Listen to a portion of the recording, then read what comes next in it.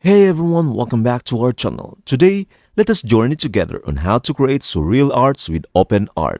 So, let's embark on this creative journey. To start, open your web browser and visit openart.ai. If you are already a registered user, simply log in to access your customized dashboard. Now, click on Create from Scratch.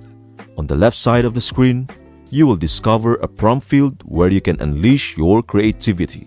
For example, imagine crafting snail house on top of a cliff, surreal, fantasy, digital art. Feel free to use a negative prompt if you'd like to add a twist. Once your prompt is set, just hit create. Now, watch as OpenArt works its magic, and lo and behold, your surreal digital art piece is ready. Click on the image to admire it up close.